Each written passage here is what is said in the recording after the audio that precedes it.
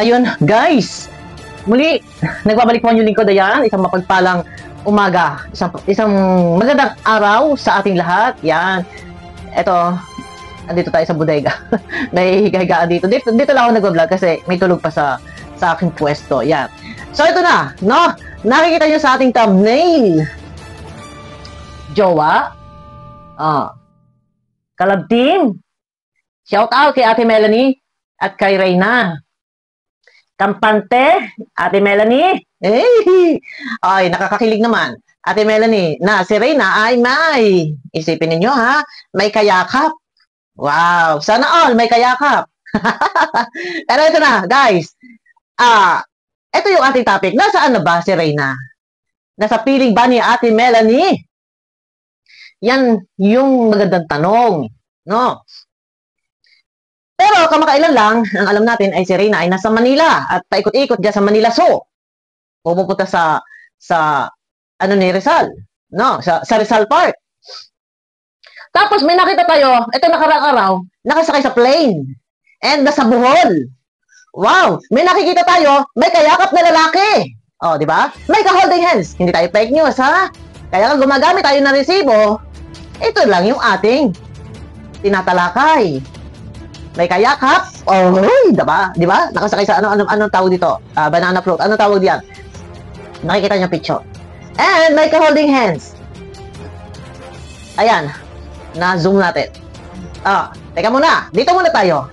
Sa magkayakap sa buong. Ano yan? Magkasayo yung buong gabi. Gusto yung katang yan, guys. Nakayakap. Nakakakilig. So, Ate Melanie, ang anak mo ay dalaga. Ang anak mo ay may sakit. Kampante ka? Ano ko lang? Hindi ka nag-aalala? Magkayakap sa dagat. May parlas. May parlas, ha? Ang sino man na naghahangad sisirin ng parlas anytime, pwede sisirin ang perlas. Perlas ng perlas ng silangan. ay.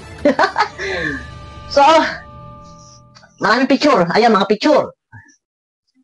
Kampante ka, Ate Melanie. Matanong ko lang, ano to? Sino to lalaking ito? Ito, ha? Pinupost sa social media. Pinupost. So, kung ayaw mag-reaksyonan, paulit-ulit ko sinasabi, ha? Bigyan yung privacy. Ayaw nyo mag-reaksyonan. Gawin yung privado. So ngayon, dalaga ang anak mo. May sakit. Ito ba ay jowa?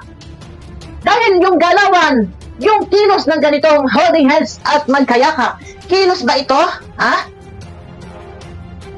Ng magkaibigan? Nakaganon pa? Paano yan? Nakaganon pa sa balikat? Holding hands? Ano to? Kilos mag-asawa? Kilos mag-jowa? Tanong ko, wala tayong riktahang paratang na pangyuyura, paninira sa pagkatao. Bumabase lang tayo sa picture, ha? Wala dito. Nagtatanong lang tayo. Ikaw ba ay relax, kampante, Ate Melanie, at walang agam-agam, walang iniisip na kung ano man? Nasa dagat, magkayakap. Sige, idol-dol mo. Dol-dol, ang likod, ang suso. Sorry ha? Mapapadikit at mapapadikit. Ang lalaki, anytime, pwedeng tumigas. Alam nyo na yan, hindi tayo kabastusan dito. Real talk tayo. Anytime ang lalaki, ha? Papadoldo lang, sorry, hindi ako bastos. Real talk tayo. Anytime, pwedeng tumigas ang ulo. Totoo yan. Ang akin lang, kung may relasyon, kung may nawala na ako sa isip ko. Okay lang. Walang problema. Kung sila ay magsyota. Kung sila nagkakaunawan at mahahantong mauuwi dun sa magiging mag-asawa. Pero alam na lahat. Alam na lahat na si Reyna ay may sakit. Na si Reyna ay wala sa ayos. Hindi pa talagang ganun ka 100% na okay.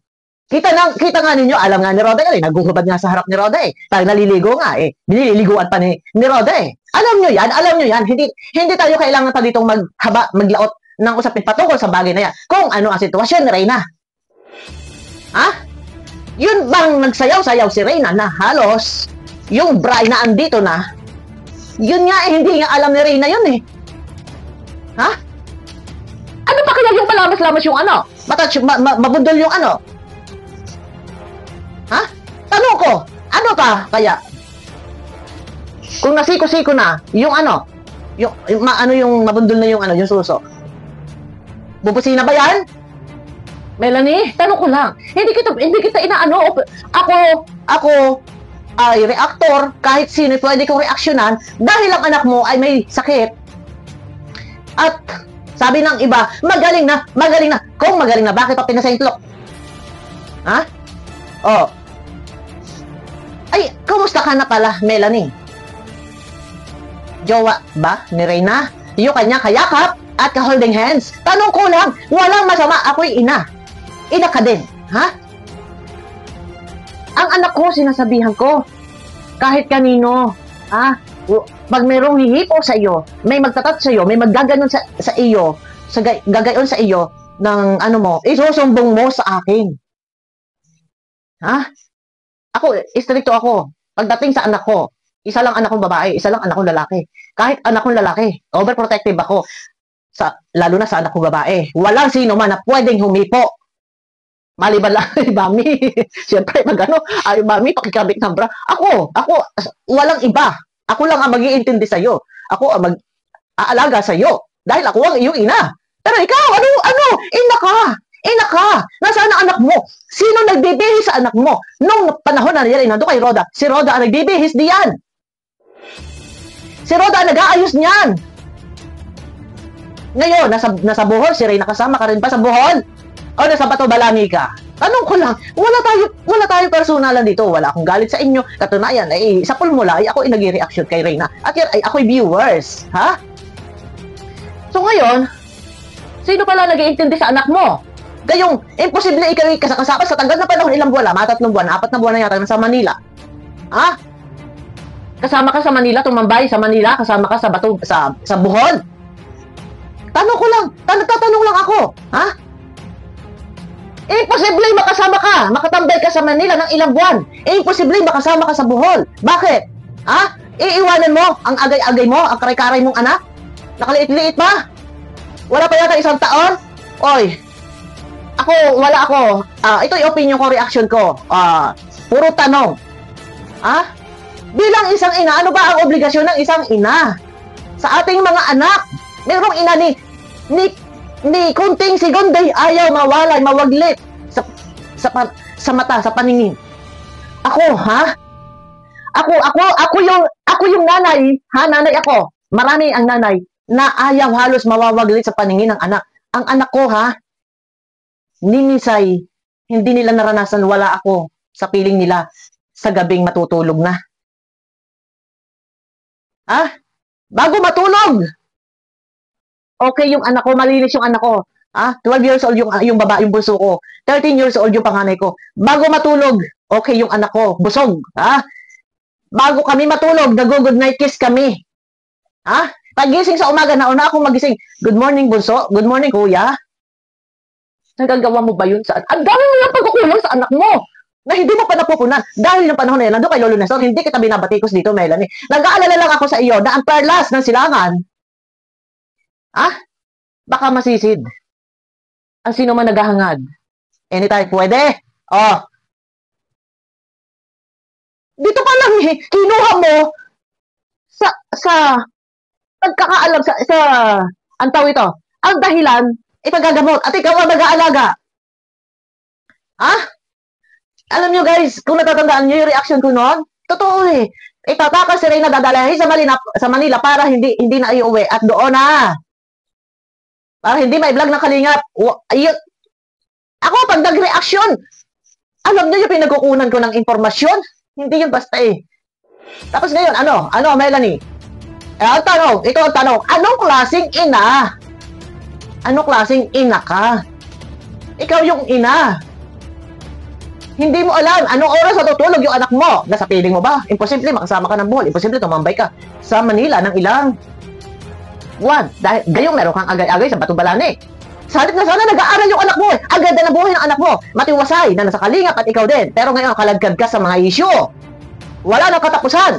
Ito, masasabi ko sa iyo, hanggat hindi mo itinatago si Reyna sa poder mo, wala kang katahimikan. Makakalagkad at makakalagkad ka sa lahat ng mga isyu usapin. Dahil ang buhay sa social media platform ay masalimuot. Ito lang, ako hindi nang babatikos. Hindi ako nang uusig bilang ina, bilang ina. Dapat nandyan ka bilang nanay na ikaw yung pangunahin na mag-iintindi, mag-aalaga, poprotekta sa iyong anak. Lalo pat ang iyong anak na sabihin na natin na hindi pa ayos yung kaisipan. Na kahit sino ay maghuhubad na lang, lalabas ng walang bra. Yun pa nga lang, lalabas ng walang bra eh. Kung natatandaan ninyo yun eh, na tinubog doon sa tubig. Yung sa herbal, ano ba tawag ito? Yung nilulublog doon sa drum. Pag uwi, doon sa kinalolo Nestor, tusok na tusok, walang bra. Di ba? Eh yun yung sa akin bilang ina. Ito, wala ako sa ano. Sana Melanie ha. Ikaw sa iyo sana ng poder, sa iyong poder, si Reyna, hindi sa poder ng ibang tao. Pero yung makikita na ganito na ipinuko sa social media na may kayakap, may ka-holding hands, hindi lang nakagano pa sa balikat. Wala. Kahit lamupakin, lamasin, yung private part, hindi yan aangal, hindi yan sisigaw. Dahil alam ng lahat na si Reyna ay wala pa sa ayos. Yun lang. So ngayon, sa lahat ng ating mga minamahal na viewers, kayo po, ano po ang inyong masasabi? Bilang kayo ay mga nanay, anong inyong masasabi? May bibigay na advice na ano ba ang dapat gawin? Marapat bang ganito? Marapat bang ganito? Tanong ko, pwede kayo mag-comment guys, pag-usapan natin sa comment section. Ano po? Bigay lang kayo na suggestion kung ano ba ang dapat gawin. Bilang tayo ay isang ina at meron tayong anak na ganitong merong problema sa isip at hindi pa nga. Alam niyo yan, hindi ko kailangan pang sabihin sa inyo kung ano ang problema kay Reyna. Hindi ko kailangan sabihin ganito si Reyna, ganun. Alam niyo na yan. No, hindi kailangan pang ulit-ulitin. No, bilang ina, dapat ikaw yung nanay, ikaw yung dapat hindi mawawaglit sa anak mo. Sa anak mo, hindi mawawaglit sa piling mo yung anak mo. Ikaw yung number 1 na talaga na dyan. Hindi. Inasa mo na yata sa ibang tao eh. Ngayon, kung sasabihin naman, ikaw ay kasama sa Manila at ikaw ay kasama sa Bohol, ay bakit hindi mo binibigyan linaw yung ibang mga nagre-reaction? Ay nag-ano yung camera ko. Bakit hindi mo bigyan ng linaw? Or ikaw man lang sana yung mag-update, hindi yung ibang tao yung nag-update na puro dagdag bawas. Kagaya nito ha, may kayakap ang iyong anak, dol-dol na asoso. Yung matutulog yung anak natin, nasarapan ng tulog, tapos wala lagi sa wisyo yung isip at hindi nga ayos. Tapos yan, kahit maaari mangyari. Ito, bilang ako'y nanay lang. Wala sa kung ano man. Dahil ikaw yung ina, marapat na lang sa iyo yung anak mo kasama ka. At bakit hindi nga nag-stay dyan sa iyong bahay? At gagalan, punta ng Manila, punta na kung saan, punta ng Bohol. Di ba? Kaya hindi mo, huwag kang magagalit, Melanie, huwag kang maano sa mga nag-reaction sa iyo. Dahil, kung gusto mo na maging tahimik ang buhay mo, kunin mo si Reyna. Huwag mong huwag mong i-ano sa ibang tao, sa ibang vlogger. Hindi picture dito, picture doon. Kung sino-sino, upload dito, upload doon. Ikaw din yung may kapabayaan. Kaya mo kinuha para ikaw mag-aalaga, ikaw magpapagamot, iniasa mo rin naman pala sa iba. Bakit nga nakukuhaan si Reyna ng mga picture? Bakit nakukuhaan si Reyna ng mga picture at ngayon nasa Bohol? At paano mo ma-explain yan? Paano mo may papaliwanag yan? Paano mo masasabi na ikaw ang nag-aalaga at ikaw ay nasa Bohol din? Ngayon, para walang mga speculation, pwede ikaw magbigay ng linaw na sa ganon, depensa mo yung sarili mo sa mga tanong ng iba. No? Ayun na guys, abangan niyo ako sa aking next video. Bilang nanay, syempre, alam nyo, yung si Reyna ay wala sa katinuan. Ito, advance lang tayo mag-isip. At perlas na silangan, maaaring sisirin ng sino man pag gusto. Aangal ba yan?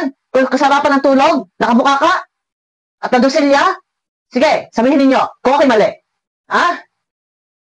Kailangan lang magiging advance tayo mag-isip. At bilang nanay, alam ng nanay yan eh. Pero yan na, ganyan. Sana, Huwag ikakasama ng loob ni Melanie. Huwag siya magagalit. Gusto niya nakatahimikan? Gawin mo pribado buhay niyo. Pero bakit pa-update kayo? Yung mga kakontak niyo dyan, mga sponsor. Di ba?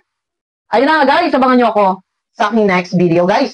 Pakiclick naman po muna ng thumbs up nang sa ganun ay swak sa palasa po ni YouTube. Ayan na guys, bye-bye na po.